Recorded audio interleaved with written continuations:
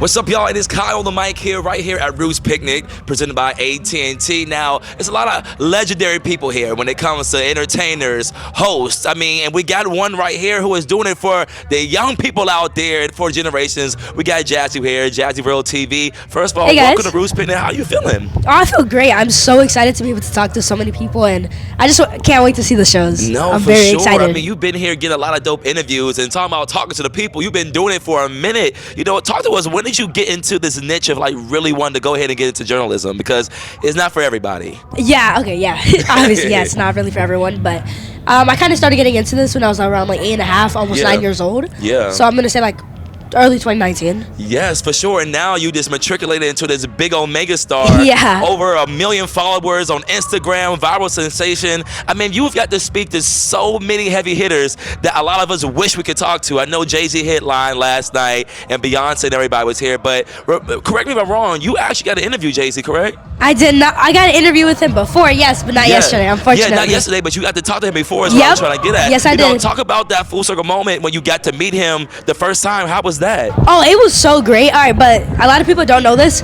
It took me 2 tries to get Jay-Z, to get that interview. So the first time, I waited outside of an office that my dad and I knew that he was going to be at. Yeah. We waited outside for a couple hours before school started, and he was outside. I walked up to him and I was like, Jay-Z, can I please interview you? And you know, during that time, I was very little. I guess he didn't see me, and then I kind of tapped him. He turned around, he gave me a fist bump, he said, what's up? And he went straight to his car.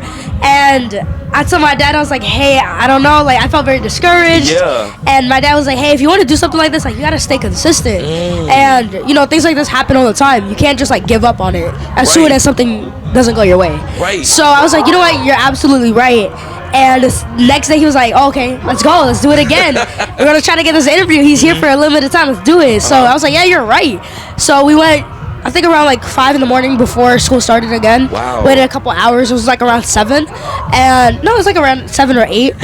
And he came outside. No one was with him. There was no security, no entourage, no one.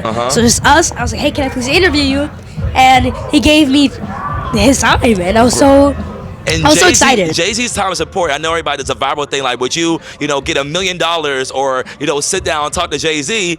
And I guess you was able to talk to him. I was able to talk to Jay-Z. Yes, but see, I love it. See, y'all hear what she said, young kids? She said she came there before school started. Yep. She still was committed to getting that interview while also committing to her education as well. And that's a lot of things we don't see, you know? Everything's just like a quick viral moment. But I love how you tell that origin story of how it built up to that moment. And now you're traveling the world interviewing stars like Rihanna, Kim Kardashian. Yes. Is there any celebrity or any star that has been like on your top 3? Top 3. All right.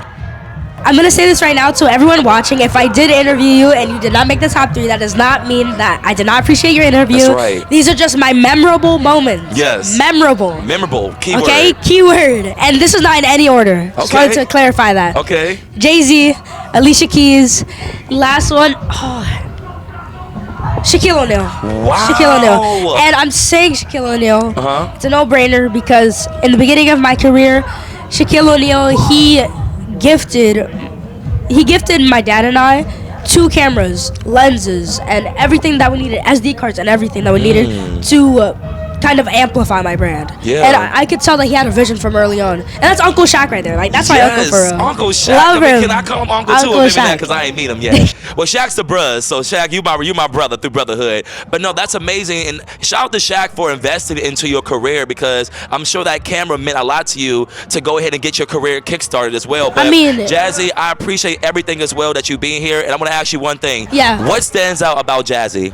What stands out about Jazzy? I feel like a couple things stand out about me. My charisma, my confidence, but also I feel like I have a natural, I'm not sure, I guess I just have some natural kind of pull that people really are looking for. Influence. And one last question could we have to wrap up. You know, what is some advice you could give to a young girl out there in media who wants to do what you do?